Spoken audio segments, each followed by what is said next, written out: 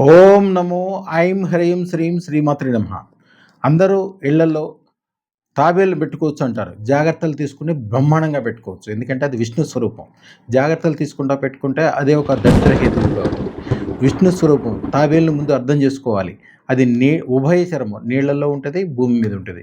అది నీటిలోంచి వచ్చి భూమి మీద తిరగాడే విధంగా ఉండే విధంగా తోటలో దానికి సంబంధించింది ఏర్పాటు చేసుకుంటే కరెక్ట్. అంతేగాని నీటిలోనే ఉండిపోయేటట్లు చేస్తే ఒక మనిషి ఒకే పనిలో అలాగే మునిగిపోయినట్లు అయిపోతుంది. కొన్నాళ్ళకి ఆ పని కూడా పాడైపోద్ది. వాళ్ళు ఉన్న చోట నుంచి వేరే చోటకి వెళ్ళిపోవాల్సి వస్తుంది.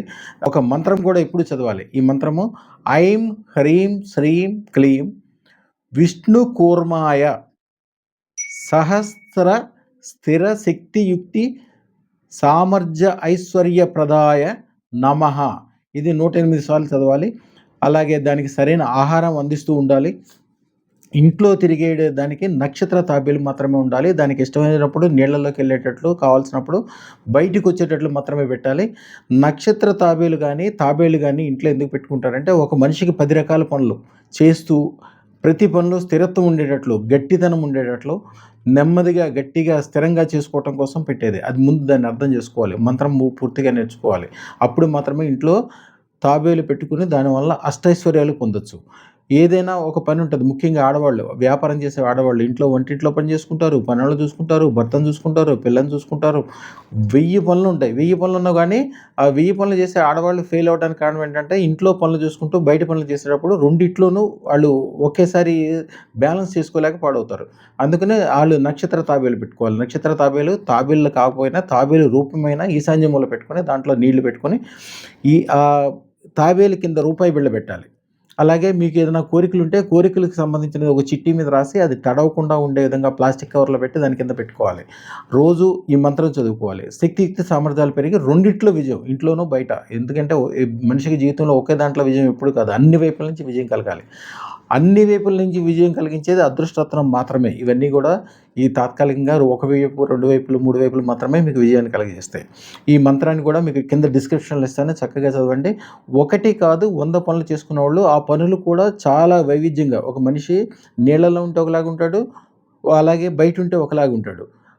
అలాంటి పనులు అంటే వైవిధ్యమైన పనులు, ఇండ్లు కానీ, వ్యాపారం కానీ, వ్యవహారం కానీ, అలాగే ఇంట్లో పనోళ్ళతోటి, బయట పెద్ద ఆఫీసర్లతోటి, గొప్ప ధనవంతులతోటి, గొప్ప గొప్ప కార్యక్రమాలు చేసేవాళ్ళు, అది కూడా స్థిరంగా. ఒక టాటా గారు ఉన్నారంటే ఆయన ఫ్యాక్టరీలు ఎప్పుడూ పెరుగుతూనే ఉంటాయి. ఒక బిర్లా గారున్నా, ఒక రిలయన్స్ వాళ్ళున్నా, ఈ మేఘా వాళ్ళున్నా, పెద్ద పెద్ద బిల్డర్, చిన్నవాళ్ళు బాగా పెద్దగా మారాలనుకున్నప్పుడు కంపల్సరీ చేయాల్సిన పని ముందు అదృష్టతను పెట్టుకోవాలి. తర్వాత తాబేలు పెట్టుకుంటే కూడా దాని విధి విధానాలు అది ఎప్పుడు కావాలంటే అప్పుడు భూమి మీదకి వచ్చి అటు ఇటు తిరగాడే విధంగా దానికి అనుకూలం చేయాలి.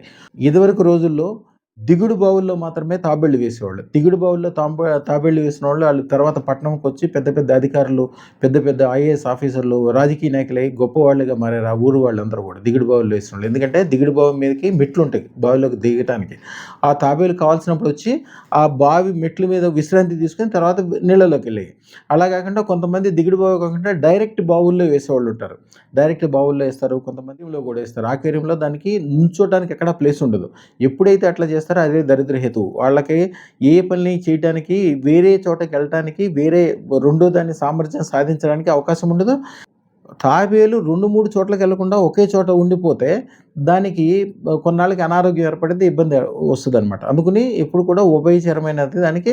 ఒకవేళ తొట్టి మధ్యలో పెట్టుకుంటే కూడా తొట్టి మధ్యలో పెద్ద రాయి పెట్టి దాని మీద ఎప్పుడు కావాలంటే అది వెళ్ళి తాబేలు దాని మీద విశ్రాంతి తీసుకొచ్చేటట్లు ఇవ్వాలి. లేకపోతే మీ తోటలో కానీ, మీ ఇంట్లో కానీ ఒక ఉయ్యి దువ్వి దాంట్లో ఒక చక్కటి తొట్టి లాంటిది పెట్టి దాంట్లో వేసుకుంటే ఆ తొట్టి అంచుల మీదకి దానంతటికి అది ఎక్కి బయటికి తిరిగి ఆడే విధంగా దానికి అవకాశం ఉండేటట్లు, సరైన ఆహారం ఉండేటట్లు చేసుకోవాలి. మంత్రము కంపల్సరీ చదువుకోవాలి. కనీసం మీకు అవకాశం లేకపోతే పంతులు గారిని తీసుకొచ్చి స్టార్టింగ్ రోజునే చేయించుకోండి.